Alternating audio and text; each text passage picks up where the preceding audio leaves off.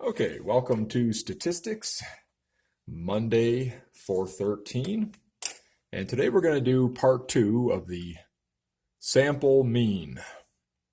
And we're going to jump right to our homework page that we had last time that we left off on. Okay, come on. There we go. All right.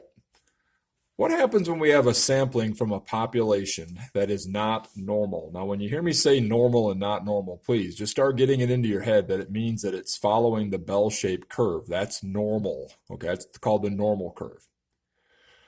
The following table shows the probability distribution of the number of people living in U.S. households with a mean of 2.9 and a standard deviation of 1.48. Okay, the data is also discrete.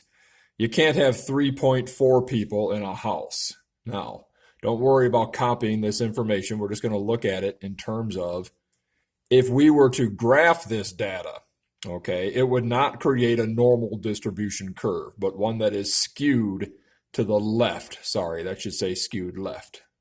No, I'm sorry, it is right. Okay. Put your left hand down, left here, right here, and it's going towards the right. Okay. All right.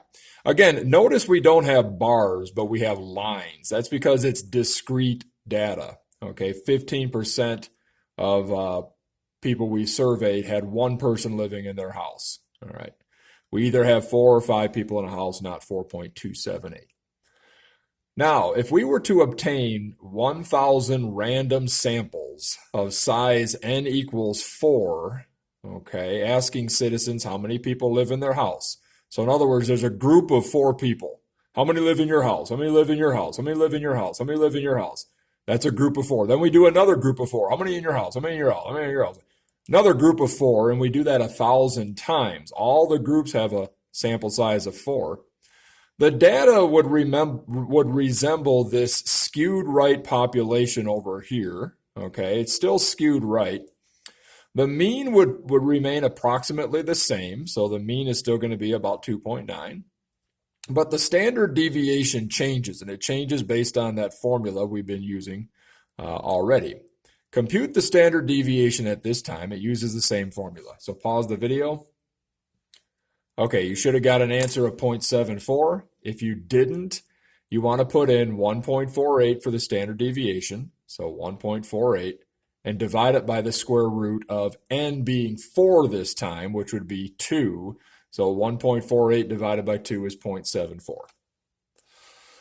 If we were to obtain 1,000 random samples of size n equals 10, so this time instead of interviewing 4 households, okay, we're interviewing 10 households. How many in your house? How many in your house? How many in your house? And we do that 1,000 times. Another group of 10, another group of 10, another group of 10, okay? Your data would still resemble this skewed right population, but start becoming a bit more normal shaped. In fact, even with the old one over here, this one's still a little bit better than this one. This one is more pronouncedly skewed right than this one is here. But, you know, we're up to 10 people in each group, and so it's starting to become a bit more normal shaped or bell-shaped. This means the mean would remain approximately the same, but the standard deviation would change. Can you compute the standard deviation at this time? Pause the video. Okay, you should have got 0.468 if you didn't. Again, you're still taking 1.48, but this time you're dividing by the square root of 10, okay? How many in each group? And again, 1,000 of those groups. Now, check this out. Finally, if we were to obtain 1,000 random samples, but in every group now there's 30 people we're asking how many are in your house, how many in your house, how many in your house, all the way down to 30 in each group. Your data would begin to resemble the normal distribution curve like I've got right here. It would begin to resemble the normal distribution curve.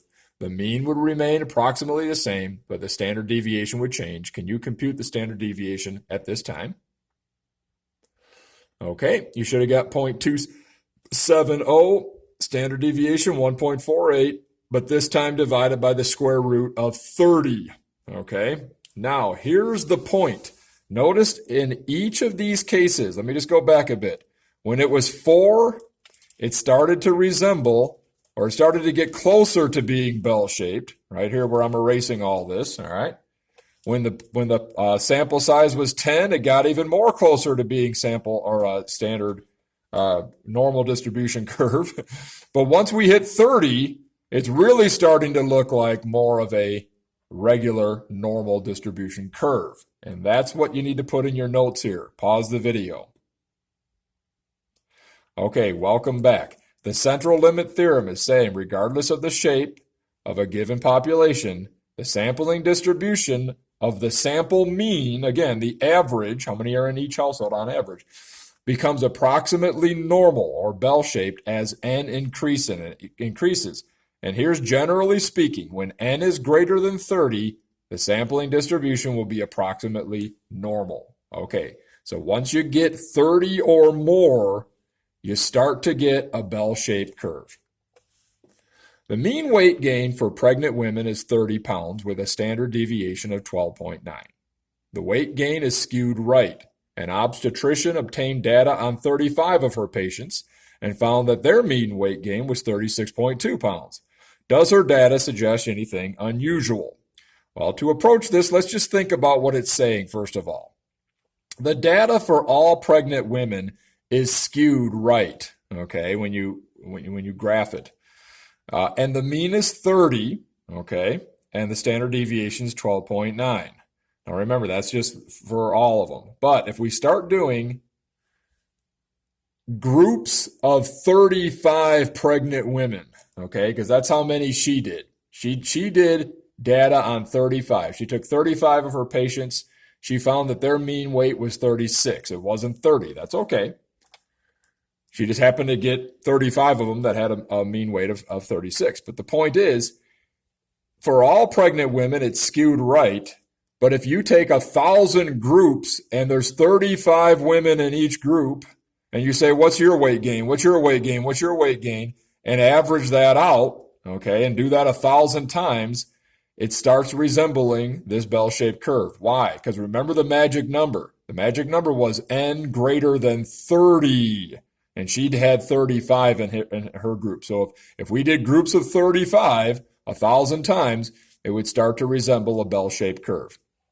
The means would be the same, but the standard deviation is what's going to change. The obstetrician's mean was 36.2, not 30. But remember, she was surveying only one of the possible 1,000 groups of 35 women. Okay? So we want to know if her results are unusual. Well, calculate the standard deviation for the 1,000 samples of 35 women. The population standard deviation was 12.9. Pause the video.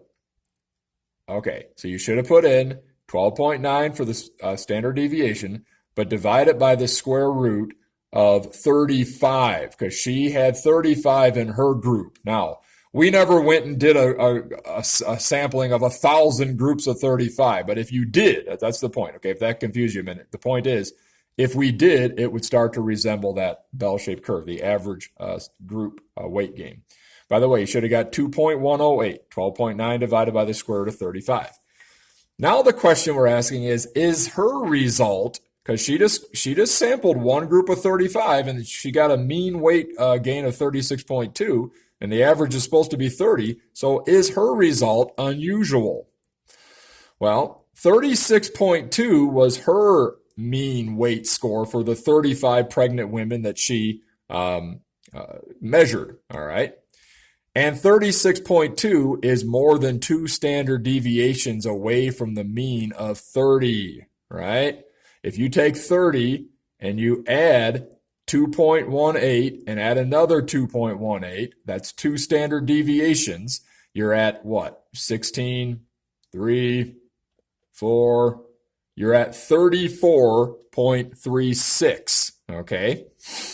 If you go 2 standard deviations away. 34.36.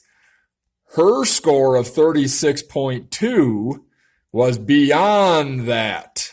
Okay? What did we say in a previous lesson?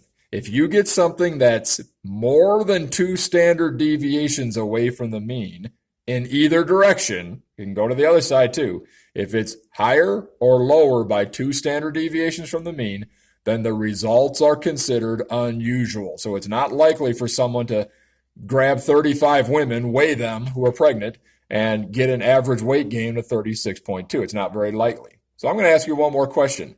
What is the probability of obtaining a group of 35 pregnant women who have an average weight gain of 36.2? What's that probability? Okay. Hint. Area under the curve. I should have said higher, 36.2 pounds or higher. All right, pause the video, see if you can figure that. Okay, you should have got 0.002. And what we're saying is this, 36.2 is going to be about right here, okay, 36.2, and we want that area that's higher, okay, so I'm shading all this in because all of that area right there is the probability that you get a group of 35 women that have gained 36.2 pounds or higher. All right, now, how do we get that? Well, second function VAERS, go to the normal CDF, hit enter. Your lower end is negative 1.1E99, bring it all the way up to an upper bound of 36.2. The mean is 30. Your standard deviation, though, again, on this graph, okay, 2.18. 2.18. Enter, enter, enter, and it says 0.9977. Uh-oh, that's not the right answer. Subtract that from 1, and there's your 0.0022. Subtract it from 1. Remember, when you do that, when you do normal CDF, okay, it gives you the area to the left of that number. So let me get a different color here. It gives you all of this area, okay, to the left of that 36.22. So subtract it from 1, and that's how we get our answer of 0.002. So why would this obstetrician be servicing pregnant women with unusually higher pregnancy weight gains than others? Again, it's not very likely that she's going to get a group of 35 women, weigh them, and get an average weight gain of 36.2. It's not very likely. Well, why would that happen? Well, maybe the town she delivers babies in is known for having more obese citizens or something. Maybe her community has poor eating habits. Maybe her city has a lot of women who don't exercise regularly. In other words, there's explanations for things when they're unusual. All right, go ahead and start the homework and make it a great night.